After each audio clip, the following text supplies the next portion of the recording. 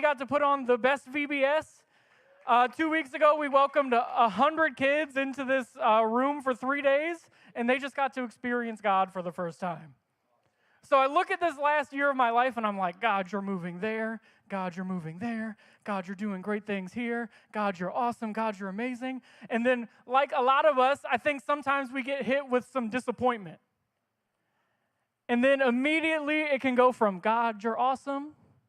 You're doing everything. You've got everything planned, to, God, why the heck did you do that? Has anybody said that before? That's okay. It's okay to say. It means you're getting closer to God. But in this disappointment, I kind of got lost, and you start not acting like yourself. You start acting a little more angry. You start acting a little more impatient. You complain about it to your wife all the time, about how disappointed you are and how God didn't show up for you. And it's hard, and it's difficult, and I don't get it. And I told my wife, I thought God put this in our laps. I thought God did this right.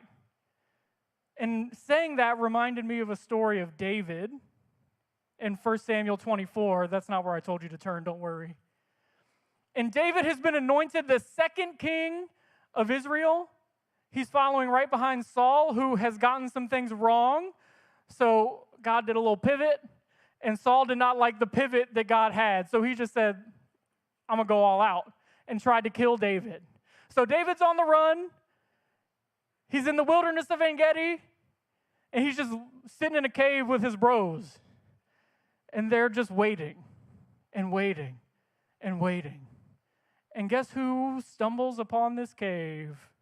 King Saul. King Saul walks into this cave to go to the bathroom.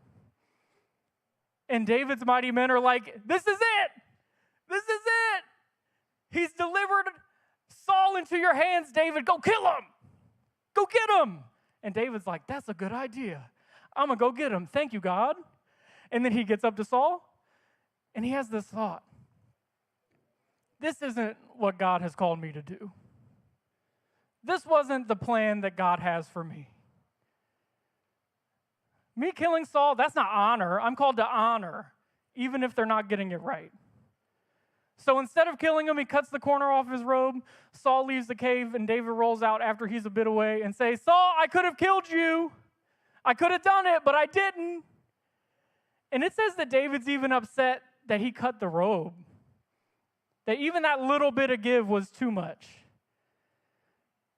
And so I'm like, how can David have so much strength in this disappointment? He's in the wilderness. He's running around, running away. And he has the fortitude and the strength to not give in to something that even his men are saying God gave to his hands.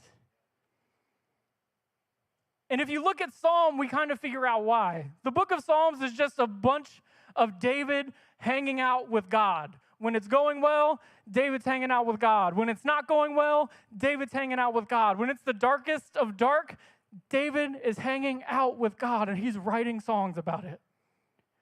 In the disappointment, in the pain. And so I'm like, great, where's my Bible at? It's in the bottom of what has become my pickleball bag.